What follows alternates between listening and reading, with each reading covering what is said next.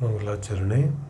ನಮೋ ಅರಿಹಂತಾಣಂ ನಮೋ ಸಿದ್ಧಾಣಂ ನಮೋ ಆಯಿರ್ಯಾಣಂ ನಮೋ ವಜ್ಜಾಯಾಣಂ ನಮೋ ಲೋಯೇ ಸೌವಸಾಹುಣಂ. ಓಂಕಾರಂ ಬಿಂದು ಸಂಯುಕ್ತಂ ನಿತ್ಯಂ ಧ್ಯಾಯಂತಿ ಯೋಗಿನಃ ಕಾಮದಂ ಮೋಕ್ಷದಂ ಚೈವ ಓಂಕಾರಾಯ ನಮೋ ನಮಃ. ಅವಿರಲ ಶಬ್ದಘನೋಘಲ ಪ್ರಕ್ಷಾಲಿತ ಸಕಲಭೂತಲಮಲಕಲಂಕ ಮುನಿವಿರುಪಾಸಿತ ತೀರ್ಥ ಸರಸ್ವತಿ ಹರಿತನೋಧರಿತಾನ್ ಅಜ್ಞಾನತಿಮಿರಾಂಧಾನಾಂ ಜ್ಞಾನಾಂಜನಶಲಾಕಯ ಚಕ್ಷುರುನ್ಮೀಲಿತಂ ಯೇನ ತಸ್ಮೈ ಶ್ರೀಗುರವೇ ನಮಃ. ಮಂಗಲಂ ಭಗವಾನ್ ವೀರೋ ಮಂಗಲಂ ಗೌತಮೋ ಗಣಿ ಮಂಗಲಂ ಕುಂದಕುಂದಾಧ್ಯೋ ಜೈನಧರ್ಮೋಸ್ತು ಮಂಗಲಂ. ಸರ್ವಮಂಗಲಮಾಂಗಲ್ಯಂ ಸರ್ವಕಲ್ಯಾಣಕಾರಕಂ ಪ್ರಧಾನಂ ಸರ್ವಧರ್ಮಾಣಾಂ ಜೈನಂ ಜಯತು ಶಾಸನಂ. ಶ್ರೀಮತ್ ಪರಮಗಂಭೀರಂ ಸ್ಯಾದ್ವಾದಾಮೋಘಲಾಂಛನಂ ಜಿಯಾತ್ರೈಲೋಕ್ಯನಾಥಸ್ಯ ಶಾಸನಂ ಜಿನಶಾಸನಂ. ತತ್ವಾರ್ಥ ಸೂತ್ರ ಗ್ರಂಥದ ಉಪಯೋಗದ ಚರ್ಚೆಯ ನಂತರ ಪುರುಷಾರ್ಥ ಸಿದ್ಧಿಪಾಯ ಗ್ರಂಥದ ಆಧಾರದಿಂದ ನಮ್ಮ ಚರ್ಚೆ ಮೋಕ್ಷ ಮಾರ್ಗದ ಸ್ವರೂಪವನ್ನು ಆಧರಿಸಿ ನಡೀತಾ ಇದೆ. ಯಾವ ರೀತಿ ಉಪಯೋಗ ಜೀವದ ಸ್ವರೂಪ ಇದೆ, ಜೀವದ ಲಕ್ಷಣ ಇದೆ, ಅದೇ ರೀತಿ ಇಲ್ಲಿ ಮೋಕ್ಷ ಮಾರ್ಗದ ಲಕ್ಷಣವನ್ನು ಅಥವಾ ಮೋಕ್ಷ ಮಾರ್ಗದ ಸ್ವರೂಪವನ್ನು ಕೂಡ ತಿಳಿಸ್ತಾ ಇದ್ದಾರೆ. ಮೋಕ್ಷ ಮಾರ್ಗದ ಸ್ವರೂಪ ರತ್ನತ್ರಯಾತ್ಮಕ ಇದೆ. ಯಾವ ರತ್ನತ್ರಯ ಇದೆ ಅದು ಮೋಕ್ಷ ಮಾರ್ಗ ಇದೆ, ಅಥವಾ ಮೋಕ್ಷ ಮಾರ್ಗದ ಸ್ವರೂಪ ರತ್ನತ್ರಯಾತ್ಮಕ ಇದೆ. ನಿನ್ನೆ ವಾಸ್ತವಿಕವಾದ ಸುಖ, ವಾಸ್ತವಿಕವಾದ ಯಾವ ನಿರಾಕುಲತೆ ಇದೆ ಅದೇ ಸುಖ ಇದೆ, ಅದೇ ಸಮ್ಯಕ್ ದರ್ಶನ ಇದೆ, ಅದೇ ರತ್ನತ್ರಯ ಇದೆ ಮತ್ತು ಅದೇ ಮೋಕ್ಷ ಮಾರ್ಗ ಇದೆ ಅನ್ನೋದನ್ನು ತಿಳಿಸಿದ್ರು. ಇದರ ಜೊತೆಗೆ ಯಾವ ಸಮ್ಯಕ್ ದರ್ಶನ ಇದೆ ಆ ಸಮ್ಯಕ್ ದರ್ಶನದ ಉತ್ಪತ್ತಿ ಯಾವ ರೀತಿಯಾಗುತ್ತೆ ಅದನ್ನು ಕೂಡ ತಿಳಿಸಿದ್ರು. ಏನ ತತ್ವ ವಿಚಾರದ ಮೂಲಕ ಸಮ್ಯಕ್ ದರ್ಶನ ಆಗುತ್ತೆ. ಆ ಸಮ್ಯಕ್ ದರ್ಶನದ ಮೂಲಕ ಜ್ಞಾನ ಮತ್ತು ಚಾರಿತ್ರಗಳು ಸಮ್ಯಕ್ ರೂಪವನ್ನು ಪಡ್ಕೊಳ್ಳುತ್ತೆ. ಅದಾದ ನಂತರ ಯಾವ ಚಾರಿತ್ರ ಇದೆ ಆ ಚಾರಿತ್ರ ಕೂಡ ಪೂರ್ಣಗೊಳ್ಳುತ್ತೆ. ಪೂರ್ಣತೆಯ ದೃಷ್ಟಿಯಿಂದ ಇವೆಲ್ಲ ಬೇರೆ ಬೇರೆ ಸಮಯದಲ್ಲಿ ಪ್ರಕಟ ಆಗುತ್ತೆ.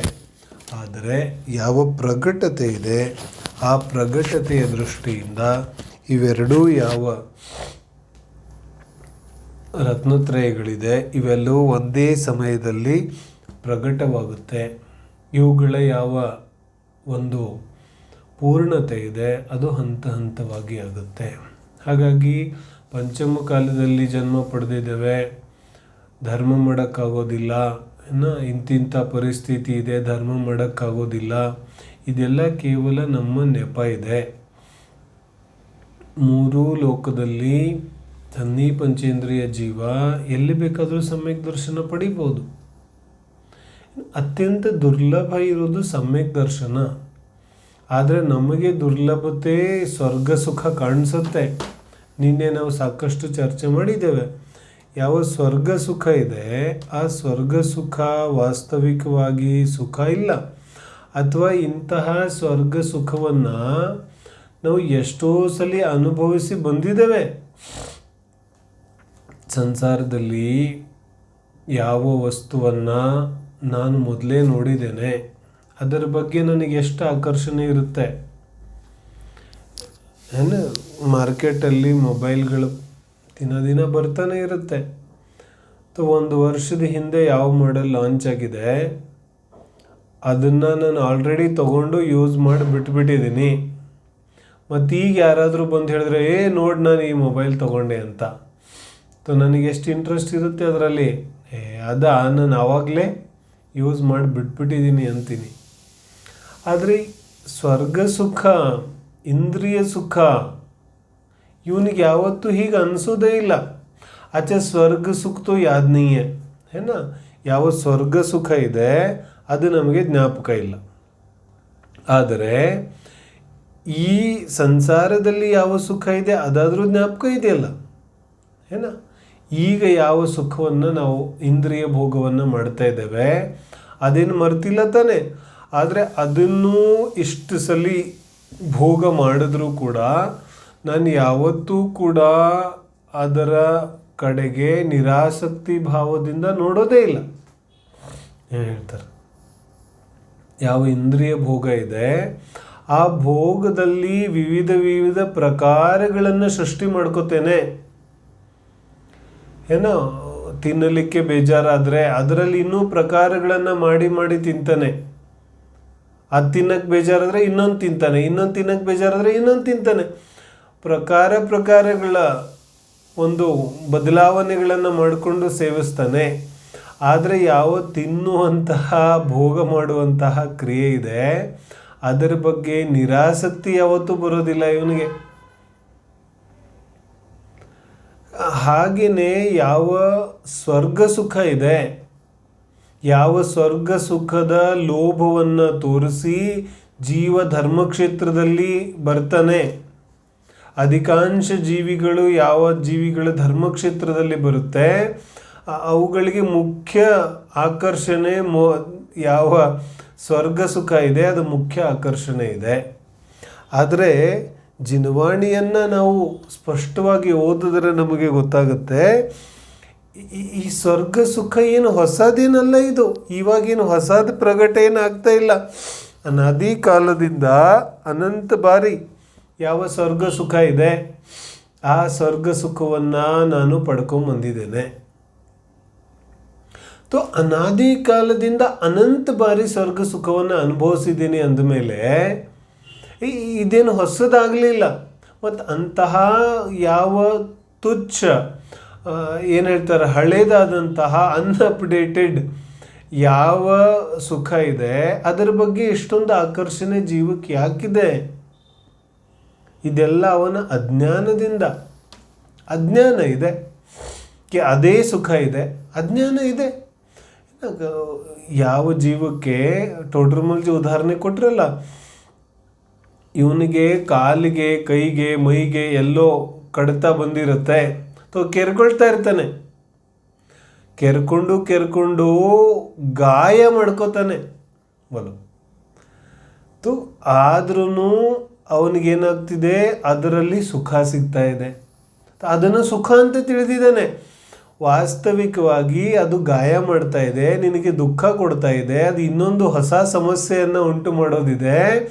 ಆದರೆ ಸುಖ ಅಂತ ತಿಳ್ಕೊಂಡಿದ್ದಾನೆ, ಅದರಲ್ಲಿ ತಲ್ಲೀನ ಇದ್ದಾನೆ.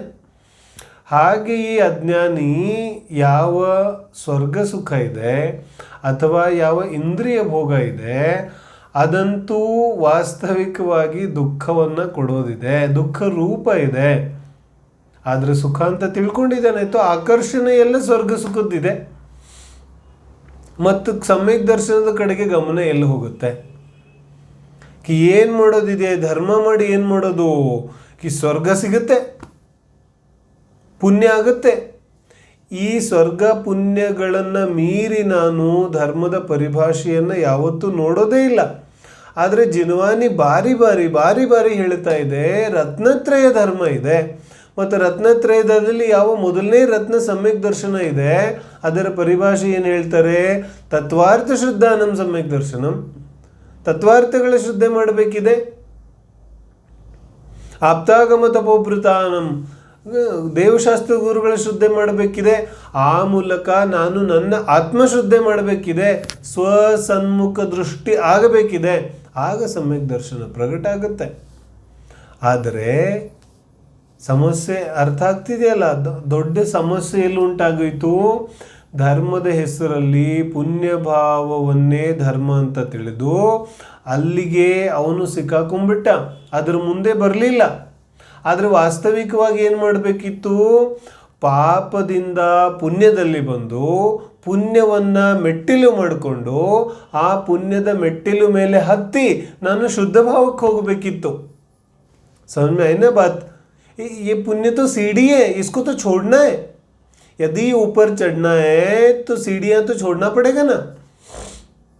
तो ಮೆಟ್ಟಿಲು, ಪುಣ್ಯದ ಮೆಟ್ಟಿಲುವನ್ನು ಹತ್ತಿ ನಾನು ಶುದ್ಧ ಭಾವಕ್ಕೆ ಹೋಗೋದಿದೆ. ಆದರೆ ಶುದ್ಧ ಭಾವದ ಕಡೆಗೆ ಗಮನ ಹೋಗೋದಿಲ್ಲ. ಮತ್ತೇನಾಗುತ್ತೆ ಕಿ ಅದೇ ಪುಣ್ಯದಲ್ಲಿ ಸಿಕ್ಕಾಕೊಂಡ್ರೆ ಇದು ಜಾಸ್ತಿ ದಿನ ನಡೆಯೋದಿಲ್ಲ, ಅಧಿಕ ಕಾಲ ನಡೆಯೋದಿಲ್ಲ. ಎಷ್ಟು ಕಾಲ ನಡೆಯುತ್ತೆ? ನಾನು ಪುಣ್ಯ ಎಷ್ಟು ಸಮಯದವರೆಗೆ ಮಾಡಲಿಕ್ಕೆ ಸಾಧ್ಯ ಇದೆ? ಭವಗಳಂತೂ ನಿಶ್ಚಿತ ಇದೆ ತಾನೆ, ಭವ तो निश्चित है. साधिक 2000 सागर, ये भव तो ತ್ರಸಪರ್ಯಾಯಕ್ಕೆ ನಿಶ್ಚಿತ है ना. तो ಈ ನಿಶ್ಚಿತವಾದಂತಹ ತ್ರಸಪರ್ಯಾಯಗಳ ಕಾಲ ಮುಗಿದ ಮೇಲೆ ಎಲ್ಲಿಗೆ ಹೋಗ್ತೀಯಾ? तो ಇದಂತೂ ನಿಯಮ ಇದೆಯಲ್ಲ. ನೀನು ನಾನು ಯಾವಾಗಲೂ ಪುಣ್ಯ ಮಾಡಿಕೊಂಡೇ ಇರ್ತೀನಿ ಅಂದರೆ ಸಾಧ್ಯ ಇಲ್ಲ. ಬೋಲು ಏನು ಹೇಳ್ತಿದ್ದಾರೆ? ನಮಗೆ ಭಾರಿ ಚೆನ್ನಾಗಿ ಅನಿಸುತ್ತೆ. ಆದರೆ ವಾಸ್ತವಿಕತೆ ಏನಿದೆ? ಸದಾ ಕಾಲ ಜೀವ ಪುಣ್ಯ ಭಾವದಲ್ಲಿ ಇರಲಿಕ್ಕೆ ಸಾಧ್ಯ ಇಲ್ಲ. ಇದು ಅಸಾಧ್ಯ ಇದೆ, ಇಂಪಾಸಿಬಲ್ ಇದೆ. ಪುಣ್ಯ ಮಾಡೋನು ಪಾಪ ಮಾಡಲೇಬೇಕಾಗುತ್ತೆ. ಆದರೆ ಸದಾ ಕಾಲ ಸ್ವಭಾವ ಭಾವದಲ್ಲಿ ಇರೋದು ಸಾಧ್ಯ ಇದೆ, ಪಾಸಿಬಲ್. ವೀತರಾಗ ಭಾವದಲ್ಲಿ ಸದಾ ಕಾಲ ಇರೋದು ಸಾಧ್ಯ ಇದೆ. ಆದರೆ ಪುಣ್ಯ ಭಾವದಲ್ಲಿ ಸದಾ ಕಾಲ ಇರೋದು ಅಸಾಧ್ಯ ಇದೆ. ಅಸಾಧ್ಯ ಇದೆ ಇದು ಮಾತು. ಮತ್ತು ನನಗೆ ಆಕರ್ಷಣೆ ಯಾವುದಿದೆ? ಪುಣ್ಯಭಾವದ್ದು. ಅರೆ ಟೆಂಪರರಿ, ಯಾವ ಪುಣ್ಯ ಇದೆ ಅದು ಟೆಂಪರರಿ ಇದೆ, ಅತ್ಯಂತ ಕ್ಷಣಿಕವಾದ ವಸ್ತು ಇದೆ. ಅಂತಹ ಕ್ಷಣಿಕವಾದಂತಹ ಯಾವ ಇಂದ್ರಿಯ ಸುಖ ಇದೆ ಅಥವಾ ಪುಣ್ಯ ಇದೆ, ಅದರ ಆಕರ್ಷಣೆಯನ್ನು ಬಿಟ್ಟು ಯಾವ ಜೀವ ಸ್ವಭಾವ ಭಾವದಲ್ಲಿ ಸ್ಥಿರ ಆಗುವಂತಹ ಪ್ರಯತ್ನವನ್ನು ಮಾಡ್ತಾನೆ, ಅಂತಹ ಜೀವಕ್ಕೆ ಸಹಜವಾಗಿಯೇ ಪುಣ್ಯಬಂಧವೂ ಆಗುತ್ತೆ. ತನ್ಮೂಲಕ ಶುಭಗತಿ, ದೇವಾದಿಗತಿಗಳು ಕೂಡ ಪ್ರಕಟ ಆಗುತ್ತೆ. ಆದರೆ ಆ ಪುಣ್ಯವನ್ನು, ಪುಣ್ಯಬಂಧವನ್ನು, ಪುಣ್ಯದ ಫಲವನ್ನು, ಈ ಮೂರೂ ವಿಚಾರವನ್ನು ಜ್ಞಾನಿ ಸಮ್ಯಕ್ ದೃಷ್ಟಿ ಲೆಕ್ಕಕ್ಕೆ ತಗೊಳ್ಳೋದಿಲ್ಲ ಅವನು. ಆದರೆ ಅಜ್ಞಾನಿ ಇವುಗಳನ್ನೇ ಲೆಕ್ಕಕ್ಕೆ ತಗೋತಾನೆ. ಇದೇ ಲೆಕ್ಕಕ್ಕೆ ಬರುತ್ತೆ ಅಜ್ಞಾನಿಗೆ. ಇಬ್ಬರಲ್ಲೂ ಎಷ್ಟು ವ್ಯತ್ಯಾಸ ಇದೆ. ಅದನ್ನೇ ಪ್ರಶ್ನೆಯನ್ನು ಇಲ್ಲಿ ಅಮೃತಚಂದ್ರ ಸ್ವಾಮಿ ಪ್ರಶ್ನೆಯನ್ನು ಉತ್ಪನ್ನ ಮಾಡಿ ಅದಕ್ಕೆ ಉತ್ತರವನ್ನು ಕೂಡ ಕೊಡ್ತಾ ಇದ್ದಾರೆ. ಸಮ್ಯಕ್ ದರ್ಶನ, ಸಮ್ಯಕ್ ಜ್ಞಾನ ಮತ್ತು ಸಮ್ಯಕ್ ಚಾರಿತ್ರ ಇವುಗಳ ಪರಿಭಾಷೆಯನ್ನು ಹೇಳಿದ್ರು. ಸಮ್ಯಕ್ ಜ್ಞಾನದ ಪರಿಭಾಷೆ ಏನು ಹೇಳಿದ್ರು? ಸಂಶಯ, ವಿಪರ್ಯಯ, ಅನಧ್ಯವಸಾಯ. ಈ ಮೂರು ಮಿಥ್ಯಾತ್ವಗಳಿಂದ ರಹಿತವಾಗಿರುವಂಥದ್ದು ಸಮ್ಯಕ್ ಜ್ಞಾನ ಇದೆ. ಸಂಶಯ ಅಂದರೆ ಸಂದೇಹ, ವಿಪರ್ಯಯ ಅಂದರೆ ವಿಪರೀತ ಶುದ್ಧೆ, ಮತ್ತು ಅನಧ್ಯವಸಾಯ ಅಂತ ಹೇಳಿದ್ರೆ ನಿರಾಸಕ್ತಿ ಭಾವ, ನೆಗ್ಲಿಜೆನ್ಸ್, ತಿಳ್ಕೊಳ್ಳುವಂತಹ ವಿಚಾರದಲ್ಲಿ ಅರುಚಿ, ಅನಾಸಕ್ತಿ ಭಾವ ಯಾವುದಿದೆ ಅದಕ್ಕೆ ನಾವು ಅನಧ್ಯವಸಾಯ, ಅಸಡ್ಡೆಯ ಪರಿಣಾಮ ಯಾವುದಿದೆ ಅದಕ್ಕೆ ನಾವು ಅನಧ್ಯವಸಾಯ ಅಂತ ಕರಿತೇವೆ. ಇದು ಈ ಮೂರು ವಿಚಾರಗಳಿಂದ ಯಾವುದು ರಹಿತ ಇದೆ ಅದು ಸಮ್ಯಕ್ ಜ್ಞಾನ ಇದೆ. ಹೇಳಿ, ಇತ್ತೀಚಿನ ದಿನಗಳಲ್ಲಂತೂ ವಿಪರ್ಯಯ ಮತ್ತು ಅನಧ್ಯವಸಾಯದ ಜೀವಿಗಳೇ ಜಾಸ್ತಿ ಇದ್ದಾರೆ.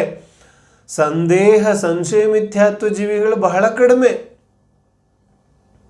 ಸಂಶಯ ಆಗೋದಿಲ್ಲ ಜೀವಕ್ಕೆ.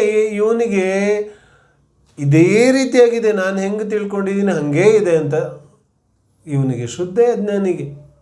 ಅಥವಾ ನಂಗೇನು ಮಾಡೋದಿದೆ, ನಾನು ತಿಳ್ಕೊಂಡು ಏನು ಮಾಡೋದಿದೆ, ಯಾವ ಮೋಕ್ಷ ಯಾವುದಿದು, ನಂಗೇನು ಮಾಡೋದಿದೆ, ಅಸಡ್ಡೆ. ಈ ಎರಡು ಪ್ರಕಾರದ ಜೀವಿಗಳೇ ವರ್ತಮಾನ ಸ್ಥಿತಿಯಲ್ಲಿ ಜಾಸ್ತಿ ಇದ್ದಾರೆ. ಸಂಶಯ ಅಂತೂ ಕೆಲವರಿಗೆ ಬರುತ್ತೆ. ಯಾಕಂದರೆ ಸಂಶಯದ ಮುಂದುವರಿದ ಭಾಗದಲ್ಲಿ ನಾವು ಸರಿಯಾದ ದಾರಿಯಲ್ಲಿ ಹೋದರೆ ಅದು ನಿರ್ಣಯದ ದಾರಿಗೆ ಹೋಗುತ್ತೆ. ಆದರೆ ಯಾವ ಸಂಶಯ ಮಿಥ್ಯಾತ್ವ ಇದೆ ಅದು ಬರೀ ಸಂಶಯದಲ್ಲೇ ಇರ್ತಾನೆ. ಅವನು ನಿರ್ಣಯದ ಕ್ರಮಕ್ಕೆ ಹೋಗೋದೇ ಇಲ್ಲ, ಅವನು ಸಂಶಯದಲ್ಲೇ ಮುಳುಗಿರ್ತಾನೆ. ಅಥವಾ ಯಾವಾಗಲೂ ಸಂದೇಹ ಇರುತ್ತೆ ಆ ಜೀವಕ್ಕೆ.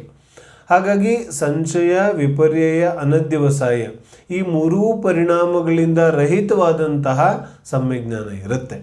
ಅದಾದಮೇಲೆ ಸಮ್ಯಕ್ ಚಾರಿತ್ರ್ಯ ಯಾವುದಕ್ಕಂದ್ರು ಮೋಹ ರಾಗ ದ್ವೇಷದಿಂದ ರಹಿತವಾದಂತಹ ಯಾವ ಆತ್ಮನ ಪರಿಣಾಮ ಇದೆ ಆ ಆತ್ಮನ ಪರಿಣಾಮಕ್ಕೆ ಸಕಲ ಕಷಾಯ ವಿಮುಕ್ತಂ ವಿಶದಂ ಉದಾಸೀನಂ ಆತ್ಮರೂಪಂ. ಸಕಲ ಕಷಾಯ ವಿಮುಕ್ತಂ ಎಲ್ಲ ಕಷಾಯಗಳಿಂದ ರಹಿತವಾದಂತಹ ವಿಶದಂ, ವಿಶದ ಅಂದರೆ ವಿಶುದ್ಧ, ವಿಶುದ್ಧ ವಿಶುದ್ಧ ಅಂತಂದರೆ ವೀತರಾಗ ರೂಪ, ಮೋಹರಾಗ ದ್ವೇಷದಿಂದ ರಹಿತವಾದಂತಹ ಯಾವ ವೀತರಾಗ ರೂಪ ಉದಾಸೀನ ಸ್ವರೂಪ ಇದೆ ಅದು ಚಾರಿತ್ರ್ಯ ಇದೆ. ಚಾರಿತ್ರ್ಯದಲ್ಲೂ ಕೂಡ ನಾವು ಚರ್ಚೆ ಮಾಡಲಿಕ್ಕೆ ಹೋದರೆ ಅನೇಕ ವಿಚಾರಗಳಿದೆ. ಸಂಕ್ಷಿಪ್ತವಾಗಿ ನಾವು ಚಾರಿತ್ರ್ಯ ಅಂತ ಹೇಳಿದ್ರೆ ಆತ್ಮನ ಪರಿಣಾಮ ಇದೆ ಅನ್ನೋದನ್ನು ಮಾತ್ರ ನಿರ್ಣಯ ಮಾಡಬೇಕಾಗುತ್ತೆ. ಚಾರಿತ್ರ್ಯ ಅಂತ ಹೇಳಿದ್ರೆ ಆತ್ಮನಲ್ಲಿ ಆತ್ಮನ ತಲ್ಲೀನತೆ. ಚಾರಿತ್ರ್ಯ ಅಂದರೆ ಸ್ವಭಾವದಲ್ಲಿ ಇರುವಿಕೆ. ಚಾರಿತ್ರ್ಯ ಅಂದರೆ ಜ್ಞಾನದಲ್ಲಿ ಸ್ಥಿರ ಆಗುವಿಕೆ, ಅದರ ಹೆಸರು ಚಾರಿತ್ರ್ಯ ಇದೆ. ಕ್ರಿಯೆಗಳ ಹೆಸರು ಫಿಸಿಕಲ್ ಬಾಡಿಲಿ ಆಕ್ಟಿವಿಟೀಸ್, ಈ ಭೌತಿಕ ಕ್ರಿಯೆಗಳ ಹೆಸರು ವಾಸ್ತವಿಕವಾಗಿ ಚಾರಿತ್ರ್ಯ ಅಲ್ಲ. ಅಂತರಂಗ ಪರಿಣಾಮಗಳ ಜೊತೆಗೆ ಯಾವ ಭೌತಿಕ ಕ್ರಿಯೆಗಳು ಕಾಣಿಸುತ್ತೆ ಅವುಗಳಿಗೆ ಉಪಚಾರದಿಂದ ಚಾರಿತ್ರ್ಯ ಅಂತ ಕರಿತೇವೆ. ಯಾಕೆ ಉಪಚಾರದಿಂದ ಚಾರಿತ್ರ್ಯ ಕರಿತೇವೆ? ಅಂತರಂಗದಲ್ಲಿ ವೀತರಾಗತೆ ಇದೆಯಲ್ಲ, ಆ ಅಂತರಂಗದಲ್ಲಿ ವೀತರಾಗತೆ ಇದೆ ಅಂತ ಹೇಳಿ ಬಹಿರಂಗದ ಕ್ರಿಯೆಗಳಿಗೂ ಚಾರಿತ್ರ್ಯ ಅಂತ ಕರಿತೇವೆ. ಬಾಳೆಹಣ್ಣಿದೆ, ಬಾಳೆಹಣ್ಣು ಹೇಗಿರುತ್ತೆ? ಬಾಳೆಹಣ್ಣು ಮೇಲೆ ಸಿಪ್ಪೆ ಇರುತ್ತೆ. ಸಿಪ್ಪೆ ಬಾಳೆಹಣ್ಣು ಅಲ್ವೋ? ಟೆಕ್ನಿಕಲಿ ನೋಡಕ್ಕೆ ಹೋದರೆ ಸಿಪ್ಪೆ ಬಾಳೆಹಣ್ಣಲ್ಲ. ಸಿಪ್ಪೆ ಬಾಳೆಹಣ್ಣಾಗಿದ್ದರೆ ಸಿಪ್ಪೆ ಸಮೇತ ತಿನ್ಬೋದಿತ್ತು, ಹಾಗಿಲ್ಲ. ಬಾಳೆಹಣ್ಣು ಸಿಪ್ಪೆ ಒಳಗಡೆ ಇದೆ, ಆದರೆ ಬಾಳೆಹಣ್ಣಕ್ಕೂ ಕೂಡ ಆ ಸಿಪ್ಪೆಗೂ ಕೂಡ ಬಾಳೆಹಣ್ಣು ಅಂತ ಕರಿತೇವೆ. ಯಾಕೆ ಕರಿತೇವೆ? ಯಾಕಂದರೆ ಅದರ ಜೊತೆಗಿದೆ ತೆಂಗಿನಕಾಯಿ, ಅದರ ಜೊತೆಗಿದೆ ಸಿಪ್ಪೆ, ಅದಕ್ಕೂ ಕೂಡ ಕಾಯಿ ಅಂತ ಕರಿತೇವೆ. ಹಾಗೆಯೇ ವೀತರಾಗ ಪರಿಣಾಮಗಳ ಜೊತೆಗೆ ಯಾವ ಶಾರೀರಿಕ ಕ್ರಿಯೆಗಳು ಕಾಣಿಸುತ್ತೆ ಅವುಗಳಿಗೂ ಕೂಡ ವೀತರಾಗತೆಯ ಜೊತೆಗಿವೆ ಅಂತ ಹೇಳಿ ಅದಕ್ಕೂ ಕೂಡ ಚಾರಿತ್ರ್ಯ ಅಂತ ಕರೀತಾರೆ. ಆದರೆ ಅಜ್ಞಾನಿ ಏನು ಮಾಡ್ದ? ಆ ವೀತರಾಗತೆಯನ್ನ ಸಕಲ ಕಷಾಯ ವಿಮುಕ್ತ ಆ ಆತ್ಮನ ಪರಿಣಾಮವನ್ನು ಬಿಟ್ಟುಬಿಟ್ಟ. ಮತ್ತೇನು ಹಿಡ್ಕೊಂಡ? ಶಾರೀರಿಕ ಕ್ರಿಯೆಗಳನ್ನು ಮಾತ್ರ ಹಿಡ್ಕೊಂಡ್ಬಿಟ್ಟ. ಯಾಕೆ? ಸುಲಭ ಇದೆ. ಯಾವುದು ಸುಲಭ ಇದೆ ನಿಜವಾಗ್ಲೂ? ವಿಚಾರ ಮಾಡೋದು. ಶಾರೀರಿಕ ಕ್ರಿಯೆ ಅದು ಸುಲಭ ಇದೆಯೋ ಅಥವಾ ಅಂತರಂಗದ ಆತ್ಮನ ಸ್ಥಿರತೆ, ಜ್ಞಾನದ ಸ್ಥಿರತೆ, ಮಗ್ನತೆ, ತಲ್ಲೀನತೆ ಯಾವುದು ಕಷ್ಟ ಇದೆ? ನಿಜವಾಗಿ ಜ್ಞಾನದಲ್ಲಿ ಸ್ಥಿರ ಆಗೋದು ಕಷ್ಟ ಇದೆ. ಶಾರೀರಿಕ ಚಾರಿತ್ರ್ಯ ಬಹಳ ಸುಲಭ ಇದೆ. ಏನು ಹೇಳ್ತಾರೆ? ನಮಗೇನು ವ್ರತೋಪವಾಸಗಳೇ ದೊಡ್ಡದನ್ಸುತ್ತೆ. ಅದೇನು ಧ್ಯಾನ ಮಾಡೋದು, ಏನು ಕೈ ಮೇಲೆ ಕೈ ಹಾಕ್ಕೊಂಡು ಕೊಡ್ರೆ ಧ್ಯಾನ ಆಗುತ್ತೆ? ऐसा लगता है अपने को? कौन सा कठिन है? ये शरीर की क्रियाएं कठिन है या फिर ध्यान करना कठिन है? कौन सा कठिन है? ಯಾವುದು ಕಠಿಣ ಇದೆ? ವಾಸ್ತವಿಕವಾಗಿ ಆತ್ಮನ ಸ್ಥಿರತೆ ಅದು ಕಷ್ಟ ಇದೆ. ಯಾವ ಅನ್ಯ ಈ ಜೀವದ ಪರಿಣಾಮಗಳಿದೆ ಅವುಗಳ ಕಷ್ಟ ಇಲ್ಲ, ಶಾರೀರಿಕ ಕ್ರಿಯೆಗಳು. ಆದರೆ ಮೋಹರಾಗ ದ್ವೇಷಗಳನ್ನು ಬಿಡೋದು ಬಹಳ ಕಷ್ಟ ಇದೆ. ರಾಗ ಬಿಟ್ಟರೆ ದ್ವೇಷ ಬಿಡೋದಿಲ್ಲ, ದ್ವೇಷ ಬಿಟ್ಟರೆ ರಾಗ ಬಿಡೋದಿಲ್ಲ, ಕ್ರೋಧ ಬಿಟ್ಟರೆ ಮಾನ ಬಿಡೋದಿಲ್ಲ, ಮಾನ ಬಿಟ್ಟರೆ ಮಾಯಾಚಾರ ಬಿಡೋದಿಲ್ಲ. ಯಾವುದಾದ್ರೂ ಒಂದು ಕಷಾಯ ಸದಾಕಾಲ ಇವನ ಜೊತೆಗೆ ವಿದ್ಯಮಾನ ಇರುತ್ತೆ. ಆದರೆ ಶಾರೀರಿಕ ಕ್ರಿಯೆಗಳಲ್ಲಿ ಎಲ್ಲ ರೀತಿಯಾದ ತ್ಯಾಗ ಉಪವಾಸ ಎಲ್ಲ ಇವನು ಮಾಡ್ತಾನೆ. ಹಾಗಾಗಿ ವಾಸ್ತವಿಕವಾದ ಚಾರಿತ್ರ್ಯ ಅಂತೂ ಆತ್ಮನ ಪರಿಣಾಮ ಇದೆ. ಆದರೆ ಆ ಆತ್ಮನ ಪರಿಣಾಮದ ಜೊತೆಗೆ ಯಾವ ಶಾರೀರಿಕ ಕ್ರಿಯೆಗಳು ಕಾಣಿಸುತ್ತೆ ಅವುಗಳಿಗೂ ಕೂಡ ಚಾರಿತ್ರ್ಯ ಅಂತ ಕರೆದಿದೆ ಶಾಸ್ತ್ರದಲ್ಲಿ. ಆದರೆ ಮಾತ್ರ ಶಾರೀರಿಕ ಕ್ರಿಯೆಗಳು ಚಾರಿತ್ರ ಅಲ್ಲ, ಅದು ಮಿಥ್ಯಾ ಚಾರಿತ್ರ ಇದೆ. ಹಿಂದೆ ಹೇಳ್ಕೊಂಬಂದ್ರಲ್ಲ ಅಮೃತಚಂದ್ರಾಚಾರ್ಯ ಸಮ್ಯಕ್ ದರ್ಶನದ ಶ್ಲೋಕದಲ್ಲಿ ಏನು ಹೇಳಿದ್ರು, ಮಹಾವೃತಗಳಿಗೂ ಕೂಡ ಮಿಥ್ಯಾ ಚಾರಿತ್ರ ಅಂತ ಕರೆದ್ರು. ಯಾವ ಮಹಾವೃತ? ಸಮ್ಯಕ್ ದರ್ಶನ ಇಲ್ಲದೇ ಇರುವಂತಹ ಯಾವ ಮಹಾವೃತಗಳಿದೆ ಅದು ಮಿಥ್ಯಾ ಚಾರಿತ್ರ ಇದೆ. ಎಷ್ಟು ಕಠೋರವಾದ ಶಬ್ದಗಳಿದೆ. ಮಹಾವೃತಕ್ಕೆ ಮಿಥ್ಯಾ ಚಾರಿತ್ರ ಅಂತ ಕರೀತಾರೆ. ಯಾಕೆ? ಮೂಲ ಇಲ್ವಲ್ಲ, ಮೂಲ ಜಡ ಯಾವ ಸಮ್ಯಕ್ ದರ್ಶನ ಇದೆ ಅದೇ ಇಲ್ಲ, ಮತ್ತು ಮಹಾವೃತ ಹೆಂಗೆ ಸರಿಯಾಗ್ಲಿಕ್ಕೆ ಸಾಧ್ಯ ಇದೆ? ಕೇವಲ ಶಾರೀರಿಕ ಕ್ರಿಯೆಗಳಿಗೆ ಯಾವುದೇ ರೀತಿಯಾಗಿ ಚಾರಿತ್ರ ಅನ್ನಲಿಕ್ಕೆ ಸಾಧ್ಯ ಇಲ್ಲ. ಒಬ್ಬ ಭಿಕ್ಷುಕ ಕೂತಿದ್ದಾನೆ, 2 ದಿನದಿಂದ ಊಟ ಸಿಕ್ಕಿಲ್ಲ, ಅವನಿಗೆ ಉಪವಾಸ ಅಂತ ಕರಿತೀವೇನೋ ನಾವು. ಅವನು ಉಪವಾಸ ಮಾಡ್ತಿದ್ದೇನೇನು ನಿಜವಾಗ್ಲೂ? ಇಲ್ಲ. ಪ್ರಾಣಿಗಳಿದೆ, ಪ್ರಾಣಿಗಳು ಯಾವತ್ತು ಬಟ್ಟೆ ಹಾಕ್ಕೊಳ್ಳುತ್ತೆ? ಯಾವ ಪ್ರಾಣಿ ಬಟ್ಟೆ ಹಾಕ್ಕೊಳ್ಳುತ್ತೆ? ಅದಕ್ಕೆ ನಗ್ನ ದಿಗಂಬರ ಒಂದು ಸ್ಥಿತಿಯನ್ನು ನಾವು ಕೊಡ್ಲಿಕ್ಕೆ ಸಾಧ್ಯ ಇದೆಯೇನು? ನೈ, ಶಾರೀರಿಕ ಕ್ರಿಯೆಯಿಂದ ಏನೂ ಇಂಪಾರ್ಟೆನ್ಸ್ ಇಲ್ಲ. ಅಂತರಂಗದಲ್ಲಿ ಯಾವ ವೀತರಾಗತೆ ಇದೆ ಅದು ವಾಸ್ತವಿಕವಾದ ಚಾರಿತ್ರ ಇದೆ. ಆ ವೀತರಾಗತೆ ಇದ್ದರೆ ಬಹಿರಂಗದಲ್ಲಿ ನಿಯಮದಿಂದ ಈ ರೀತಿಯಾದ ಚಾರಿತ್ರ ಶಾರೀರಿಕ ಕ್ರಿಯೆಗಳು ಕಂಡುಬರುತ್ತೆ. ಅಂದರೆ ಅಂತರಂಗದಲ್ಲಿ ಇಷ್ಟು ವೀತರಾಗತೆ ಇದ್ದರೆ ಈ ರೀತಿಯಾದ ಬಹಿರಂಗದಲ್ಲಿ ಕ್ರಿಯೆಗಳು ಖಂಡಿತವಾಗಿಯೂ ಕಾಣಿಸುತ್ತೆ. ಅಂತರಂಗದಲ್ಲಿ 3 ಕಷಾಯ ಚೌಕಡಿಯ ಅಭಾವ ಇದೆ ಅಂದರೆ ನಿಯಮದಿಂದ ಬಹಿರಂಗದಲ್ಲಿ ನಗ್ನತ್ವ ಇರುತ್ತೆ, ನಿಯಮದಿಂದ ಇದ್ದೇ ಇರುತ್ತೆ. ಹಾಗಾಗಿ ಆ ನಗ್ನತ್ವಕ್ಕೂ ಚಾರಿತ್ರ ಅಂತ ಕರೆದ್ರು. ಆದರೆ ನಗ್ನತ್ವ ಇದೆ ಅಂತ ಹೇಳಿದ್ರೆ ಅಂತರಂಗದಲ್ಲಿ 3 ಕಷಾಯ ಚೌಕಡಿಗಳ ಅಭಾವ ಇರಲೇಬೇಕು ಅನ್ನೋ ನಿಯಮ ಇಲ್ಲ. ಅರ್ಥ ಆಗ್ತಿದೆ ಏನು ಹೇಳ್ತಿದ್ದಾರೆ? ಅಂತರಂಗದಲ್ಲಿ 3 ಕಷಾಯ ಚೌಕಡಿ ಅಭಾವ ಇದ್ದರೆ ನಿಯಮದಿಂದ ನಗ್ನತ್ವ ಇರುತ್ತೆ. ಆದರೆ ನಗ್ನತ್ವ ಇದೆ ಅಂತ ಹೇಳಿದ್ರೆ ಅಂತರಂಗದಲ್ಲಿ ಕಷಾಯಗಳ ಅಭಾವ ಇರಲೇಬೇಕು ಅನ್ನೋ ನಿಯಮ ಇಲ್ಲ. ಹಾಗಾಗಿ ನಾವು ವೀತರಾಗತೆ ಕಡೆಯಿಂದ ಚಾರಿತ್ರವನ್ನು ನೋಡಬೇಕೇ ಹೊರತು ಶಾರೀರಿಕ ಕ್ರಿಯೆಗಳಿಂದ ಚಾರಿತ್ರವನ್ನು ನೋಡಿದ್ರೆ ನಮಗೆ ಚಾರಿತ್ರ ಅರ್ಥವೇ ಆಗೋದಿಲ್ಲ. ಹಾಗಾಗಿ ಆಚಾರ್ಯ ಏನು ಹೇಳಿದ್ರು? ಸಕಲ ಕಷಾಯ ವಿಮುಕ್ತಂ ವಿಷದಂ. ಎಲ್ಲ ಕಷಾಯಗಳಿಂದ ರಹಿತವಾದಂತಹ ವಿಶುದ್ಧ ರೂಪವಾದಂತಹ ಯಾವ ಉದಾಸೀನ ಆತ್ಮರೂಪ ಇದೆ ಅದು ವಾಸ್ತವಿಕವಾಗಿ ಚಾರಿತ್ರ ಇದೆ ಅನ್ನೋದನ್ನು ತಿಳಿಸ್ತಾರೆ. ಇನ್ನು ಶಿಷ್ಯ ಪ್ರಶ್ನೆ ಉತ್ಪನ್ನ ಮಾಡಿದ್ದಾನೆ. ಇಲ್ಲಿ ನಾವು ಅದರ ಬಗ್ಗೆನೇ ಚರ್ಚೆ ಮಾಡ್ತಿದ್ದೇವೆ. ಈ ರತ್ನತ್ರಯವನ್ನು ಧಾರಣೆ ಮಾಡೋದ್ರಿಂದ ಮುಕ್ತಿ ಏನೇ ಸಿಗುತ್ತೆ, ಸ್ವರ್ಗ ಸಿಗೋದಿಲ್ವೇನೋ? ಹಾಗಾದರೆ ಉತ್ತರ ಏನು ಕೊಟ್ಟರು? ಮುಕ್ತಿಗೆ ಯಾವುದು ಕಾರಣ ಇದೆ ಅದು ಸ್ವರ್ಗಕ್ಕೆ ಹೆಂಗೆ ಕಾರಣ ಆಗ್ಲಿಕ್ಕೆ ಸಾಧ್ಯ ಇದೆ? ಮತ್ತು ಯಾವುದು ಸ್ವರ್ಗಕ್ಕೆ ಕಾರಣ ಇದೆ ಅದು ಮೋಕ್ಷಕ್ಕೆ ಕಾರಣ ಆಗ್ಲಿಕ್ಕೆ ಹೆಂಗೆ ಸಾಧ್ಯ ಇದೆ? ಯಾಕಂದರೆ ಮುಕ್ತಿ ಮತ್ತು ಸಂಸಾರ ಎರಡು ವಿರುದ್ಧ ದಿಕ್ಕಿನಲ್ಲಿ ಹೋಗುತ್ತೆ. ಮುಕ್ತಿನೇ ಬೇರೆ ಇದೆ, ಸಂಸಾರನೇ ಬೇರೆ ಇದೆ, ಎರಡು ವಿರುದ್ಧ ಪಾರ್ಟಿಗಳಿದೆ. ಮತ್ತು ಯಾವುದು ಮುಕ್ತಿಗೆ ಕಾರಣ ಆಗುತ್ತೆ ಅದು ಸಂಸಾರಕ್ಕೆ ಕಾರಣ ಹೆಂಗಾಗ್ಲಿಕ್ಕೆ ಸಾಧ್ಯ ಇದೆ ಅನ್ನೋದನ್ನು ಹೇಳಿದ್ರು. ಅದಕ್ಕೆ ಮತ್ತೆ ಪುನಃ ಜೀವ ಏನು ಸಂದೇಹ ಉತ್ಪನ್ನ ಮಾಡ್ತಾನೆ, ಹಾಗಾದರೆ ರತ್ನತ್ರಯವನ್ನು ಧಾರಣೆ ಮಾಡೋ ಮುನಿಗಳಿಗೆ ಸ್ವರ್ಗದ ಪ್ರಾಪ್ತಿ ಯಾಕಾಗುತ್ತೆ? ಕುಂದು ಸ್ವಾಮಿ ಯಾಕೆ ಸ್ವರ್ಗಕ್ಕೆ ಹೋದರು?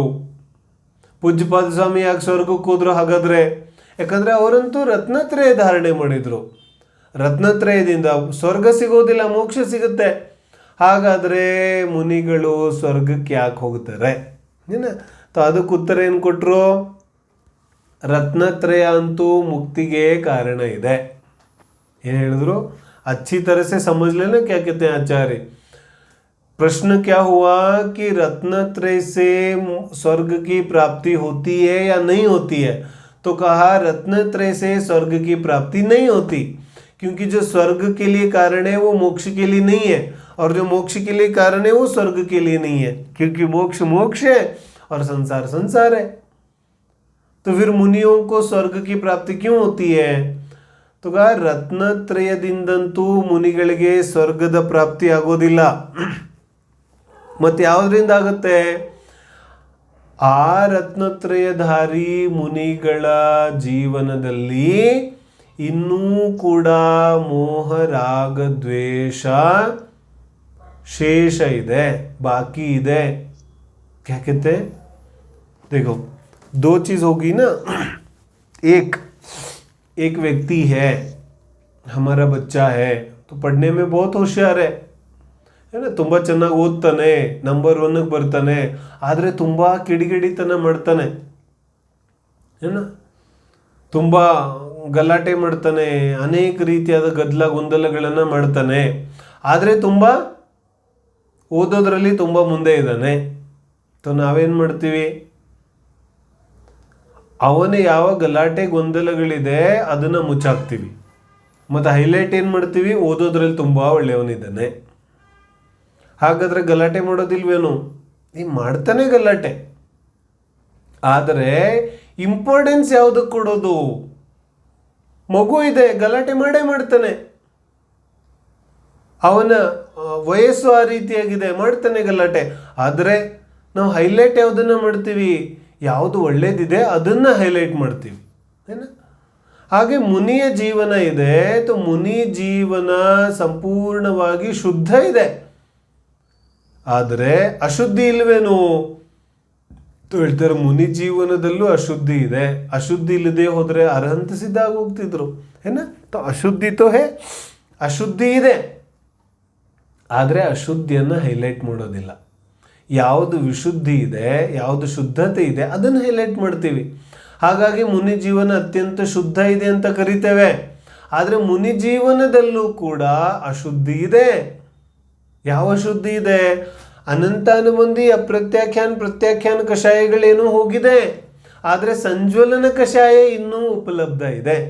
ಸಂಜ್ವಲನ ಕಷಾಯ ಇನ್ನೂ ಬಾಕಿ ಇದೆ, ಏನ? ನೀರಿನ ಮೇಲೆ, ನೆನಪಿದೆ ತಾನೆ, ನೀರಿನ ಮೇಲೆ ಗೆರೆ ಇಳಿಯುವಂತಹ ಉದಾಹರಣೆಯನ್ನು ಕೊಟ್ಟು ನಾವು ಚರ್ಚೆ ಮಾಡಿದ್ವಿ. 4 ಕಷಾಯಗಳದ್ದು ಎಲ್ಲ ಮರೆತು ಹೋಗಿದ್ರೆ ಜ್ಞಾಪಿಸ್ಕೊಳ್ಳೋದು. ಆ ಯಾವ ಸಂಜ್ವಲನ ಕಷಾಯ ಇದೆ ಅದಿನ್ನೂ ಉಪಲಬ್ಧ ಇದೆ. ಸಂಜ್ವಲನ, ಕ್ರೋಧ, ಮಾನ, ಮಾಯಾ, ಲೋಭ 3 ಇದೆ, 4 ಇದೆ. ಎಷ್ಟು ಅಂಶದಲ್ಲಿ ವಿಶುದ್ಧಿ ಇದೆ ಅಷ್ಟ ಅಂತೂ ಸಂವರ ನಿರ್ಜರೆಗೆ ಕಾರಣ ಇದೆ. ನೋಡಿ, ಮುಂದಿನ ಯಾವ ಇಲ್ಲಿ ಉದಾಹರಣೆ, ಯಾವ ಶ್ಲೋಕ ಕೊಡ್ತಾ ಇದ್ದಾರೆ ಆ ಶ್ಲೋಕವನ್ನು ನಾವು ಓದಿದ್ರೆ ನಮಗೆ ಮತ್ತಷ್ಟು ಇದರ ಒಂದು ಸ್ವರೂಪ ಅರ್ಥ ಆಗುತ್ತೆ. ಏನು ಹೇಳ್ತಿದ್ದಾರೆ?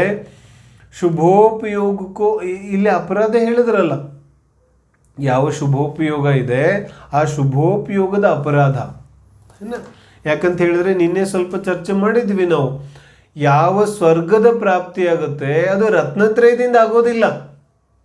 ಮುನಿಗಳಿಗೆ ಸ್ವರ್ಗದ ಪ್ರಾಪ್ತಿ ಶುಭೋಪಯೋಗ ರೂಪ ಅಪರಾಧದಿಂದ ಆಗುತ್ತೆ. ನಕುಲ ಸಹದೇವರ ಉದಾಹರಣೆ ನೋಡಿದ್ವಲ್ಲ ನಾವು. ನಕುಲ ಸಹದೇವ ಅಪರಾಧ ಮಾಡಿದ್ರು. ಯಾವ ಅಪರಾಧ? ಶುಭೋಪಯೋಗ ರೂಪ ಅಪರಾಧ. ಅದಕ್ಕೆ ಸರ್ವಾರ್ಥ ಸಿದ್ಧಿಗೆ ಹೋಗೋ ದಂಡ ಸಿಕ್ತು. ನಮಗೇನನ್ಸುತ್ತೆ? ಸರ್ವಾರ್ಥ ಸಿದ್ಧಿಗೆ ಹೋದ್ರು. ಅರೆ, ಸರ್ವಾರ್ಥ ಸಿದ್ಧಿ ಸಂಸಾರ ಇದೆ, ಮೋಕ್ಷ ಅಲ್ಲ. ದಂಡ ಸಿಕ್ಕಿದೆ, ಏನು ಭಾರಿ ದೊಡ್ಡ ಉಪಲಬ್ಧಿ ಆಗಿಲ್ಲ. ಉಪಲಬ್ಧಿ ಯಾರಿಗಾಯ್ತು? ಉಪಲಬ್ಧಿ ಅಂತೂ ಅನ್ಯ 3 ಪಾಂಡವರಿಗಾಯ್ತು, ಮೋಕ್ಷಕ್ಕೆ ಹೋದ್ರು.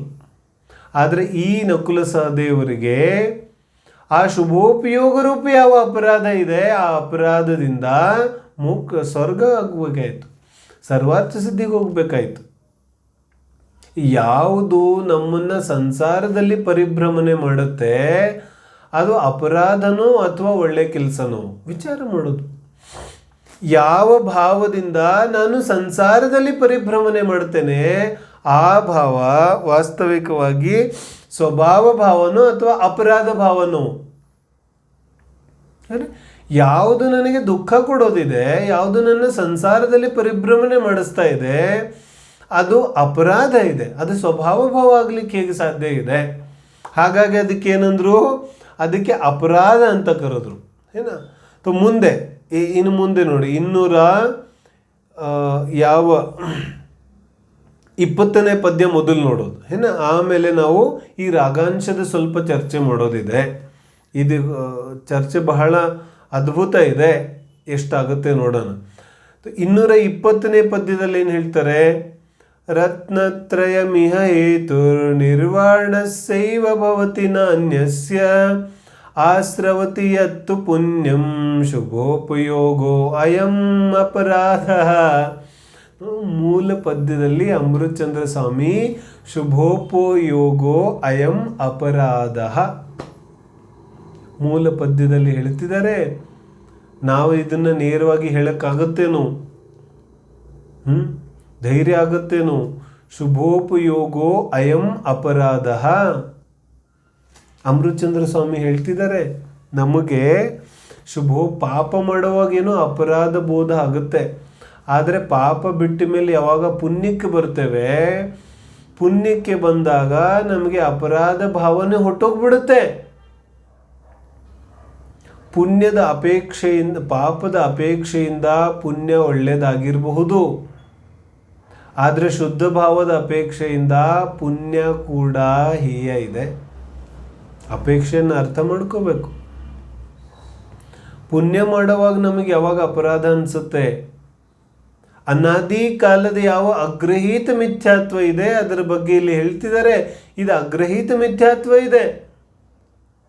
ಪುಣ್ಯ ಮಾಡಕ್ಕೆ ಪ್ರಾರಂಭ ಮಾಡಿದ ತಕ್ಷಣ ಜೀವ ಸಂತುಷ್ಟ ಆಗ್ಬಿಡ್ತಾನೆ ಕಿ ನಾನು ಧರ್ಮ ಮಾಡ್ತಿದ್ದೇನೆ. ಪುಣ್ಯದಲ್ಲಿ ಯಾವಾಗ ಸಂತುಷ್ಟ ಆಗುತ್ತಾನೆ ಆಗ ಅವನು ಮುಂದೆ ಧರ್ಮ ಮಾಡ್ಲಿಕ್ಕೆ ಹೋಗೋದೇ ಇಲ್ಲ, ಅಲ್ಲೇ ಸಂತುಷ್ಟ ಆಗ್ಬಿಡ್ತಾನೆ. ಆದರೆ ಯಾವ ಜೀವಕ್ಕೆ ಪುಣ್ಯವೂ ಕೂಡ ಅಪರಾಧ ಅನಿಸುತ್ತೆ, ಅಂತಹ ಕೆಲವು ಜೀವಿಗಳು ಮುಂದೆ ಹೋಗಿ ಶುದ್ಧಾತ್ಮನ ಧ್ಯಾನವನ್ನು ಮಾಡಿ ಶುಭೋಪಯೋಗವನ್ನು ಕೂಡ ತ್ಯಾಗ ಮಾಡಿ ಶುದ್ಧೋಪಯೋಗವನ್ನು ಪಡಿತಾರೆ. ಶುದ್ಧೋಪಯೋಗದ ಪ್ರಾಪ್ತಿ ಆಗುವಂತಹ ಜೀವಕ್ಕೆ ಶುಭೋಪಯೋಗ ಕೂಡ ಅಪರಾಧ ಅನಿಸುತ್ತೆ. ಅಪರಾಧ ಇದೆ. ಯಾಕೆ ಅಪರಾಧ ಇದೆ ನೋಡಿ ಇಲ್ಲಿ ಹೇಳ್ತಾರೆ. ಏನು ಹೇಳ್ತಿದ್ದಾರೆ? ರತ್ನತ್ರಯಂ ಇಹ ಹೇತು ನಿರ್ವಾಣಸ್ಯ. ರತ್ನತ್ರಯ ನಿರ್ವಾಣಸ್ಯ ಹೇತು. ಹಿಂಗೆ ಕೇಳೋದು ಏನು? ಇಹ ರತ್ನತ್ರಯಂ ನಿರ್ವಾಣಸ್ಯ ಹೇತು. ಈ ಯಾವ ರತ್ನತ್ರಯ ಇದೆ ಇದು ನಿರ್ವಾಣಕ್ಕೆ ಕಾರಣ ಇದೆ. ಮೂಲ ಪದ್ಯದ ಅಲ್ಲೇನು ಅರ್ಥದಲ್ಲಿ ಏನು ಕಠಿಣ ಇಲ್ಲ. ಇಹ ಅಯಂ ಇಹ ರತ್ನತ್ರಯಂ ನಿರ್ವಾಣಸ್ಯ ಹೇತು. ಈ ರತ್ನತ್ರಯ ನಿರ್ವಾಣಕ್ಕೆ ಕಾರಣ ಇದೆ.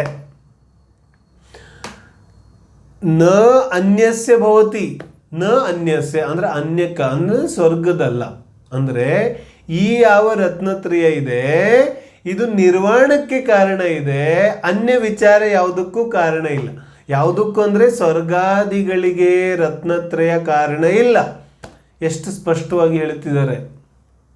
ಶುದ್ಧ ರತ್ನತ್ರಯ, ನಿಷ್ಠೆ ರತ್ನತ್ರಯ, ಸಮ್ಯಕ್ ದರ್ಶನ, ಸಮ್ಯಕ್ ಜ್ಞಾನ, ಸಮ್ಯಕ್ ಚಾರಿತ್ರ, ಯಾವ ಆತ್ಮರೂಪ ಸಮ್ಯಕ್ ದರ್ಶನ ಜ್ಞಾನ ಚಾರಿತ್ರಗಳಿದೆ ಅದು ನಿರ್ವಾಣಕ್ಕೆ ಕಾರಣ ಇದೆ, ಅದು ಸ್ವರ್ಗಾದಿಗಳಿಗೆ ಕಾರಣ ಇಲ್ಲ. ಹಾಗಾಗಿ ಆಸ್ರವತಿ ಯತ್ತು ಪುಣ್ಯಂ, ಆಸ್ರವತಿ ಯತ್ ತು ಪುಣ್ಯಂ. ಹಾಗಾಗಿ ಮುನಿಗಳಿಗೆ ಯಾವ ಪುಣ್ಯದ ಆಶ್ರವ ಆಗುತ್ತೆ, ಆಸ್ರವತಿ ಯತ್ ಪುಣ್ಯಂ, ಮುನಿಗಳಿಗೆ ಯಾವ ಪುಣ್ಯದ ಆಶ್ರವ ಆಗುತ್ತೆ, ಶುಭೋಪಯೋಗೋ ಅಯಂ ಅಪರಾಧ, ಅದು ಶುಭೋಪಯೋಗ ರೂಪ अपराध ಇದೆ. बोलो किसकी हिम्मत है इतने ऐसा बोलने का? ये जो मुनियों को स्वर्गादिक का बंध होता है, स्वर्गादिक रूप पुण्य का बंध होता है, ये पुण्य का बंध मुनियों का शुभोपयोग रूप अपराध है. बोलो ಮುನಿಗಳಿಗಂತೂ ನೇರವಾಗಿ ಅಪರಾಧ ಇದೆ. ಪ್ರತಿಯೊಂದು ಜೀವ ಕೂಡ ಶುದ್ಧೆಯಲ್ಲಿ ಶುಭೋಪಯೋಗವನ್ನು ಅಪರಾಧ ರೂಪವಾಗಿ ತಿಳಿದ್ರೇನೆ ಅವನು ಸಮ್ಯಕ್ತವನ್ನು ಪಡೀಲಿಕ್ಕೆ ಸಾಧ್ಯ ಇದೆ. ಇಲ್ಲಿ ತುಂಬ ಸ್ಪಷ್ಟವಾಗಿ ಒಂದು ವಿಚಾರವನ್ನು ನಾವು ತಿಳಿಬೇಕು. ಏನನ್ನ? ಶುಭೋಪಯೋಗ ಹೇಯ ಇದೆ, ಶುಭೋಪಯೋಗ ಅಪರಾಧ ಇದೆ ಶುದ್ಧೋಪಯೋಗದ ದೃಷ್ಟಿಯಿಂದ ಏನ. ಆದರೆ ಅಶುಭೋಪಯೋಗದ ದೃಷ್ಟಿಯಿಂದ ಶುಭೋಪಯೋಗ ಹೇಯ ಇಲ್ಲ. ಪಾಪ ಅಂತೂ ಪರಮಹೇಯ ಇದೆ, ಅದರ ಬಗ್ಗೆ ಮಾತಾಡೋ ಅವಶ್ಯಕತೆನೇ ಇಲ್ಲ. ಆದರೆ ಯಾವಾಗ ಪುಣ್ಯವನ್ನೇ ಹೇಯ ಅಂತ ಕರಿತೇವೆ, ತ್ಯಾಗ ಮಾಡಲಿಕ್ಕೆ ಯೋಗ್ಯ ಇದೆ ಅಂತ ಹೇಳ್ತೇವೆ, ಆಗ ಶುದ್ಧ ಭಾವಕ್ಕೆ ಹೋಗಲಿಕ್ಕೆ ಹೇಳ್ತಾ ಇದ್ದಾರೆ, ಮರಳಿ ಪಾಪಕ್ಕೆ ಬರೋಕ್ಕೆ ಹೇಳ್ತಾ ಇಲ್ಲ. तो शुभोपयोग को छोड़कर पाप में जाने के लिए उपदेश नहीं है।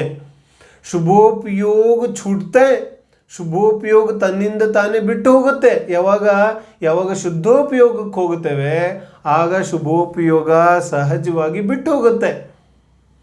ಆದರೆ ಶ್ರದ್ಧೆಯಲ್ಲಿ ಇರಬೇಕಲ್ಲ, ಶುಭೋಪಯೋಗ ನನ್ನ ಸ್ವಭಾವ ಅಲ್ಲ ಅಂತ.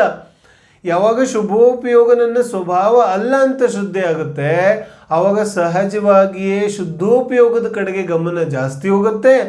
ಶುದ್ಧೋಪಯೋಗ ಯಾವಾಗ ನಿಜವಾಗ್ಲೂ ಆಗುತ್ತೆ ಆವಾಗ ಸಹಜವಾಗಿಯೇ ಶುಭೋಪಯೋಗ ಬಿಟ್ಟು ಹೋಗುತ್ತೆ. ಶುಭೋಪಯೋಗವನ್ನೇನು ಪಾಪ ಬಿಟ್ಟಂಗೆ ಶುಭೋಪಯೋಗ ಬಿಡೋದು ಬೇಕಿಲ್ಲ. ಶುದ್ಧೋಪಯೋಗದ ಪ್ರಯತ್ನವನ್ನು ಮಾಡೋದಿದೆ.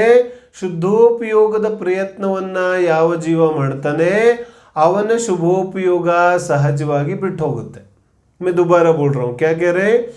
जो जो शुद्धोपयोग का प्रयत्न करता है, जो जो जीव आत्मानुभूति का प्रयास करता है, शुद्धोपयोग वीतराग परिणति का प्रयास करता है, उसके जीवन में एक दिन अपने आप पाप छूट जाता है.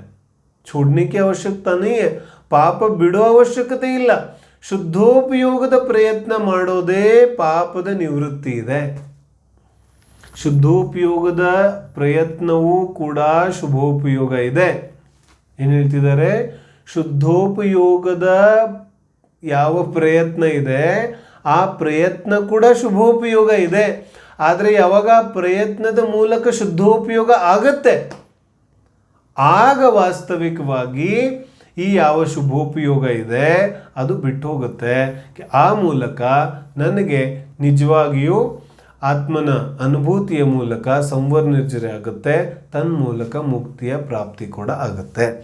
ಈ ರೀತಿಯಾಗಿ ವಾಸ್ತವಿಕವಾಗಿ ಆತ್ಮನ ಅಥವಾ ರತ್ನತ್ರಯದ ಸ್ವರೂಪ ಇದೆ. ಅದನ್ನೇ ಇಲ್ಲಿ ಹೇಳ್ತಾ ಇದ್ದಾರೆ.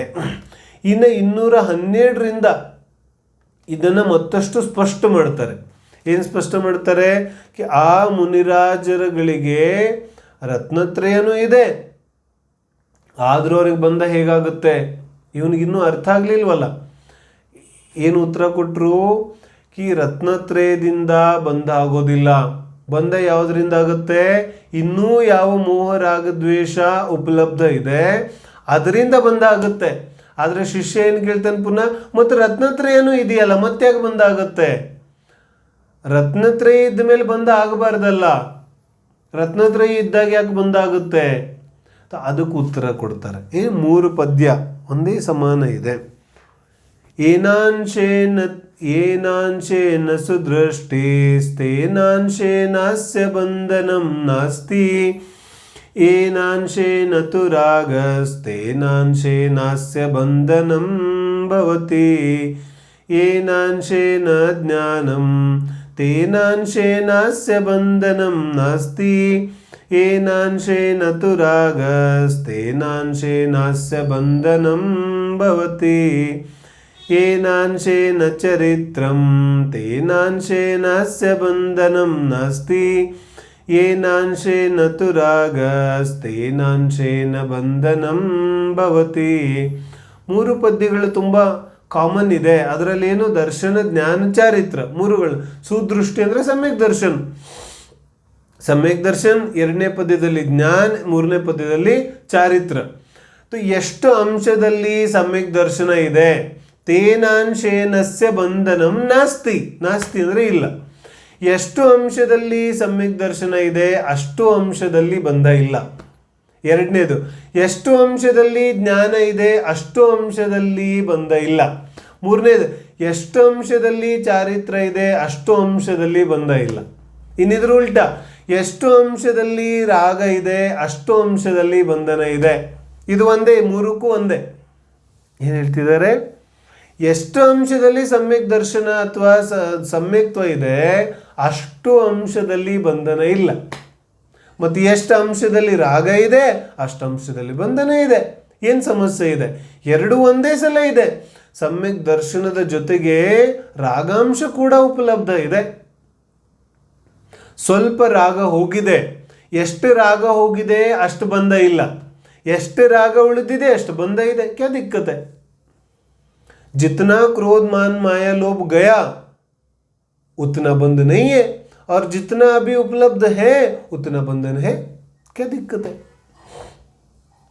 ಗೃಹಸ್ಥ ಅವಸ್ಥೆಯಲ್ಲಿ ಅಜ್ಞಾನಿಗೆ ಅನಂತಾನುಬಂಧಿ ಕ್ರೋಧ ಇತ್ತು, ಸಮ್ಯಕ್ ದರ್ಶನ ಪ್ರಕಟ ಆಯಿತು, ಅನಂತಾನುಬಂಧಿ ಕ್ರೋಧ ಹೊರಟೋಯ್ತು. ಹಾಗಾದ್ರೆ ಇನ್ನು ಬಂಧನ ಆಗೋದಿಲ್ವೇನೋ? ಕಿ ಬಹಳ ಬಂಧ ಆಗ್ತಿತ್ತಲ್ಲ ಅನಂತ ಸಂಸಾರದ ಬಂಧ, ಆ ಅನಂತ ಸಂಸಾರದ ಬಂಧ ಈಗ ಆಗೋದಿಲ್ಲ. ಅನಂತಾನುಬಂಧಿ ಕ್ರೋಧಮಾನ್ ಮಾಯಾಲೋಭ ಬಂಧ ಆಗೋದಿಲ್ಲ ಈಗ. ಆದರೆ ಇನ್ನು ಅಪ್ರತ್ಯಕ್ಷನ್ ಪ್ರತ್ಯಕ್ಷನ್ ಸಂಜೋಲನ ಇದೆಯಲ್ಲ, ಅದರ ಬಂಧ ಆಗುತ್ತೆ. ಯಾಕಂದ್ರೆ ಅಷ್ಟ ಅಂಶದಲ್ಲಿ ಇನ್ನೂ ರಾಗ ಉಪಲಬ್ಧ ಇದೆ ಮತ್ತು ಪಂಚಮಗುಣ ಸ್ಥಾನ ಪ್ರಕಟ ಆಯಿತು. ಅವಾಗೇನಾಗುತ್ತೆ? ಅವಾಗ ಪುನಃ ಎಷ್ಟು ಯಾವ ಅನಂತಾನುಬಂಧಿ ಅಪ್ರತ್ಯಕ್ಷನ್ ಹೊರಟೋಯ್ತು, ಪ್ರತ್ಯಕ್ಷನ್ ಸಂಜೋಲನ ಕ್ರೋಧಮಾನ್ ಮಾಯಲೋಭ ಇನ್ನೂ ಉಳಿದಿದೆ, ಅಷ್ಟು ಬಂದಾಗುತ್ತೆ. ಮುನಿಗಳಿಗೆ ಸಂಜೋಲನ ಕ್ರೋಧಮಾನ್ ಮಾಯಲೋಭ ಲಭ್ಯ ಇದೆ, ಇನ್ನೂ ಬಾಕಿ ಇದೆ, ಅಷ್ಟು ಬಂಧ ಆಗುತ್ತೆ. ಎಷ್ಟೆಷ್ಟು ಅಂಶದಲ್ಲಿ ರಾಗದ್ವೇಷ ಇದೆ ಅಷ್ಟೆಷ್ಟು ಬಂಧನ ಇದೆ, ಆದರೆ ಸಂಪೂರ್ಣ ಬಂಧ ಆಗೋದಿಲ್ಲ. ಎಷ್ಟು ಅಂಶದಲ್ಲಿ ರತ್ನತ್ರಯ ಇದೆ, ಎಷ್ಟು ಅಂಶದಲ್ಲಿ ಸಮ್ಯಕ್ ದರ್ಶನ್, ಸಮ್ಯಕ್ ಜ್ಞಾನ, ಸಮ್ಯಕ್ ಚಾರಿತ್ರ ಇದೆ, ಅಷ್ಟ ಅಂಶದಲ್ಲಂತೂ ಸಂವರ ನಿರ್ಜರೆ ಆಗ್ತಾ ಇದೆ.